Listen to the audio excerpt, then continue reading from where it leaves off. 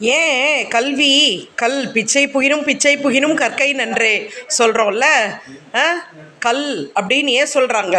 இப்போ நம்ம ஒரு வீட்டை கட்டுறது எப்படி? கல்லை வச்சு தானே கட்டுறோம். நல்லா ஸ்ட்ராங்காக அடித்தளம் போட்டு பெங்களூர் கர்நாடகா சைட்லலாம் கருங்கல் போட்டு கட்டுவாங்க. தமிழ்நாட்டிலலாம் செங்கல் வச்சு கட்டுவாங்க. அதனால் அந்த கல் மாதிரி நம்ம படிக்கிற கல்வியும் நல்ல பேஸ்மெண்ட் போட்டு நல்லா நம்ம மனசில் பதியணும் அப்படிங்கிறதுக்காக கல் அப்படின்னு பேர் வச்சாங்க. அதே மாதிரி இளமையில் கல்வி பசுமரத்தாணி போல் அப்படின்னு கேட்டிருக்கீங்களா? இப்போ ஒரு இடத்துல ஆணி அடித்து கண்ணாடியை மாட்டிட்டீங்கன்னு வச்சுக்கோங்க, அந்த கண்ணாடி அங்கேயே காலங்காலமாக நல்ல ஸ்ட்ராங்காக அந்த இடத்துல இருக்கும். நீங்கள் கழட்டினா தவிர அது ஒன்றும் ஆகாது. அது மாதிரி சின்ன வயசில் நீங்கள் படிக்கிற கல்வி உங்களோட நினைவு தகடுகளில், அதாவது மெமரிஸில் நல்லா பதிஞ்சிரும். அதனால தான் இளமையில் கல்வி பசுமரத்தாணி போல் அப்படின்னு சொன்னாங்க. அது மாதிரி வீட்டில் அடிக்கிற காலிங் பெல்லுக்கு ஏன் பெல்லுன்னு பேர் வச்சாங்க? கோயிலில் நம்ம எப்படி சாமி கும்பிடுறோம்? கோயிலுக்குள்ளே போனோடனே பெல் அடித்து கும்பிட்டுணுமா, வெளியே வரும்போது அடிக்கக்கூடாதாம். என்ன, கோயிலில் போய் அடிக்கிறோம் இல்லையா, அந்த மாதிரி நம்ம வீட்டை நம்ம ஒரு கோயிலாக நினைக்கணும் அப்படிங்கிறதுக்காக தான் வீட்டில் உள்ள பெல்லை காலிங் பெல் அப்படின்னு பேர் வச்சாங்க. வேறு ஏதாவது பேர் வச்சுருக்கலாமே, ஏன் பெல்லுன்னு பேர் வச்சாங்க?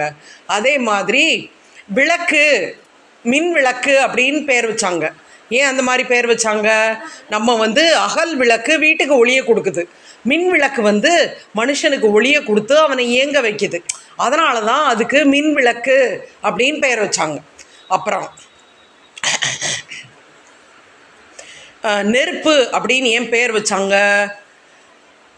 எனக்கு தெரியாது, உங்களுக்கு தெரிஞ்சால் சொல்லுங்கள். நீர் அப்படின்னு பேர் வச்சாங்க. ஏன் நீர்னு பேர் வச்சாங்க? நீர் பூத்த நெருப்பு போல் அப்படிங்கிறது. அப்படின்னா நெருப்பு உள்ளே இருக்கிறதே தெரியாது, நம்ம அணைஞ்சிருச்சுன்னு நினச்சிட்ருப்போம், உள்ளுக்குள்ளே அது எரிஞ்சின்ட்ருக்கும். அதுக்கு பேர் தான் நீர் பூத்த நெருப்பு. சரியா? இந்த நெருப்பை பத்திரமா பார்த்துக்க வேண்டியது உங்கள் பொறுப்பு. அடுத்தது நிலம், நீர், காற்று. காற்றுன்னு ஏன் பேர் வச்சாங்க? கண்ணுக்கு தெரியாது, அதை உணரத்தான் முடியும். அதை நம்ம எங்கே ரியலைஸ் பண்ணுறோம்? வீட்டில் உள்ள ஃபேனில். அப்போ அதை இங்கிலீஷில் ஃபேனுன்னு சொல்கிறோம், தமிழில் மின்விசிறி அப்படின்னு சொல்கிறோம். அப்புறம் காலிங் பெல்லுக்கு கேட்டிங்கன்னா சரியான தமிழ் பதம் மணிப்பொத்தான். மணிப்பொத்தான் அப்படிங்கிறது தான் கரெக்டான பேர். அதுக்கப்புறம் ஆகாயம்னு ஏன் பேர் வச்சாங்க?